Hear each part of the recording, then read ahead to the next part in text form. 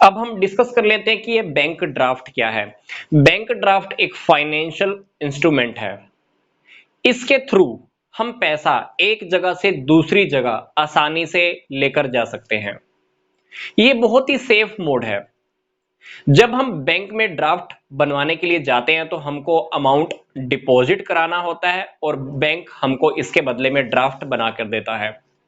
Draft की facility के लिए बैंक हमसे कुछ कमीशन भी चार्ज करता है। ये commission bank to bank vary करती है, किसी बैंक में कमीशन ज्यादा है तो किसी में कम। कुछ लोग ऐसे होते हैं कि जिनकी रेपुटेशन अच्छी है या बैंक से रिलेशन अच्छे हैं, तो उनको ये ड्राफ्ट की फैसिलिटी फ्री ऑफ कॉस्ट भी बैंक प्रोवाइड कर सकता है। अब बैंक ये ड्राफ्ट या तो खुद की ब्रांच पर या किसी दूसरे बैंक पर भी लिख सकता है। बैंक ये ड्राफ्ट या तो खुद की ब्रांच पे या किसी दूसरे बैंक पर भी लिख सकता है। अब अगर दूसरे बैंक पे लिखना है तो उस बैंक के साथ हमारा टाई अप पहले से हो चुका हो। जब भी हम ड्राफ्ट का पैसा बैंक में जमा कराते हैं तो ये किसी पर्सन के पर्सनल अकाउंट में डिपॉजिट ना होकर बैंक के अकाउंट में डिपॉजिट होता है। अब ये क्रेडिटर के लिए सबसे सेफ है, उसके लिए रिस्की बिल्कुल भी नहीं है।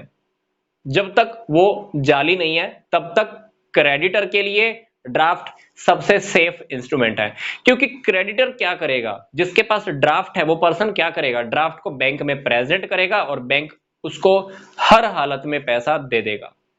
क्योंकि पैसा कहां से आने वाला है, बैंक के फंड में से आने वाला है। क्योंकि हमने जब पैसा जमा कराया था तो ये पैसा बैंक के फंड में डिपॉजिट हो गया था, किसी के पर्सनल अकाउंट में डिपॉजिट नहीं हुआ था। तो इसीलिए जब क्रेडिटर या ये कह लीजिए जिसके पास ड्राफ्ट है, बैंक में ये ड्राफ्ट प्रेजेंट करेगा तो उसको ये पैसा बैंक के फंड में से निकाल कर दे दिया जाएगा। तो इसलिए ये सबसे कम रिस्की है, इसका कभी भी डिसओनर नहीं हो सकता। बैंक आपको ड्राफ्ट का पैसा हर हालत में देने वाला है। हाँ, वो बात अलग है कि ड्राफ्ट जाली है, उस केस में हो सकता है कुछ प्रॉब्लम सामने आ जाए, अदरवाइज ड्राफ्ट डिसओनर नहीं होता, ड्राफ्ट के बदले में बैंक आपको पैसा देगा। अब डिस्कस कर लेते हैं कि ड्राफ्ट के क्या फीचर्स हैं। ड्राफ्ट का पहला फीचर, ड्राफ्ट की वजह से हम पैसा आसानी से एक जगह से दूसरी जगह लेके जा सकते हैं। दूसरी बात, बैंक ड्राफ्ट के बदले में हमसे कुछ कमीशन भी चार्ज करता है। तीसरी बात, ड्राफ्ट एक ऐसा इंस्ट्रूमेंट है जो बिल्कुल कम रिस्की है, स्पेशली क्रेडिटर के लिए, क्योंकि ड्राफ्ट हम जब भी बैंक में प्रेजेंट करेंगे बैंक आपको पैसा दे देता है।